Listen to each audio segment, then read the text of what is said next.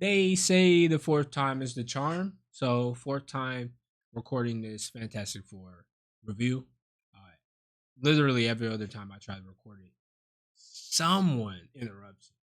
And I'm kind of getting sick of it because I'm trying to do videos where I make no cuts. Because I really do want y'all to just see.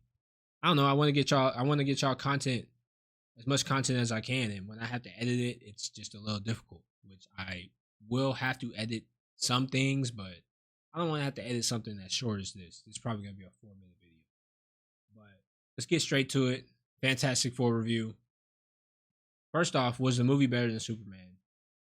1000% is better than Superman. It's not like blowing Superman out of the water. They're still both good movies and they're very close to each other. But I think Fantastic Four, edges it out just a little bit because overall, I think the pacing and the story was just better. Like Superman's a great character, but the pacing wasn't better. There was scenes where I just honestly I was kind of annoyed. I was kind of mad that they were in the movie. And the Fantastic Four didn't have any scenes like that, like at all. It was probably one of the it's probably a top 10 Marvel movie of all time, if I'm being honest. It is that good. They nail every single character in there. Reed Richards nailed them. Pedro Pascal did a fantastic job. They really showcase how smart these characters are, which I think is important because they're supposed to be the you know top four scientists in the world. Not just Reed Richards being the smart guy, literally all of them, and they all show their wits at some point.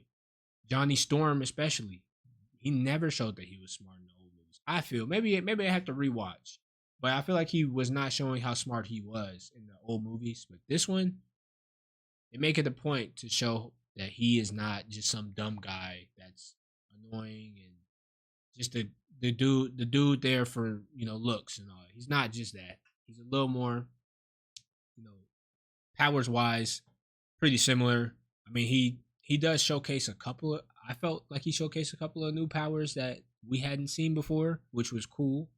Um, Sue Storm, honestly, Sue Storm is pretty easy. She's pretty simple. The only difference is when things got a little difficult, hey, she kept pushing. She kept pushing, and her nose was not bleeding. She was not a weenie. This Sue Storm here would wash the old Sue Storm. This Johnny Storm would probably wash the old Johnny Storm. And the thing is definitely washing the old thing. Like 100% washing the old thing. The thing was cool in this movie. He had swag. Bro could dress. He was dressed. And I also like how they mentioned that Johnny Storm doesn't dress good. But I think the reason they said that was because their society, like everybody was like dressed up. And he was probably like the only one in the entire movie that had like regular clothes on. And they like poked they poked fun at that at some point in the movie, and I appreciated that. Their world was cool. It felt lived in. Although we only got to see New York, they really made it.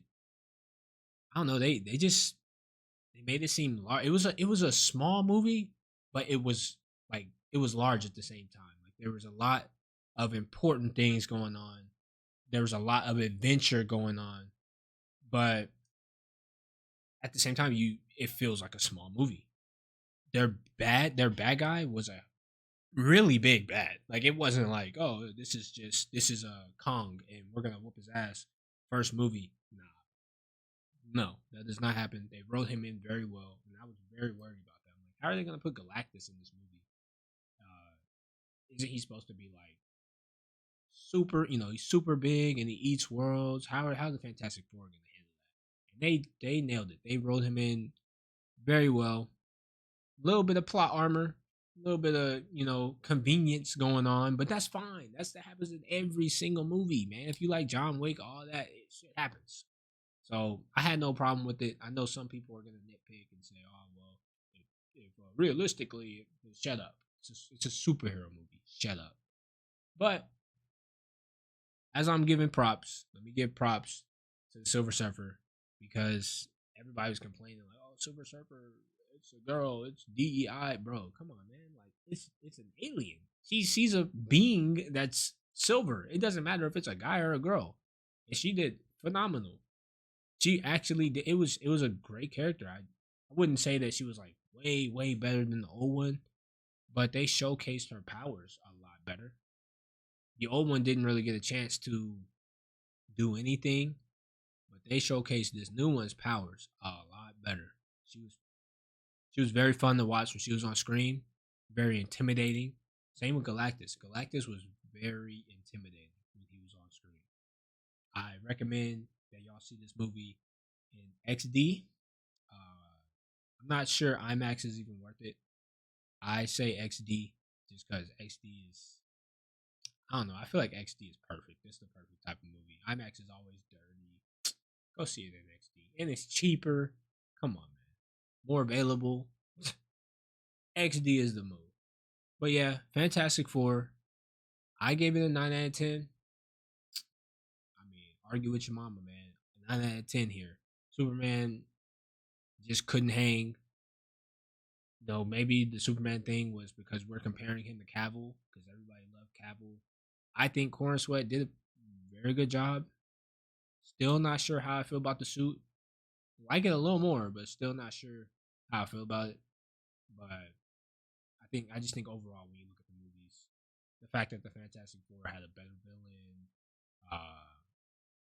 better plot, better pacing, I just think you have to give it the upper hand.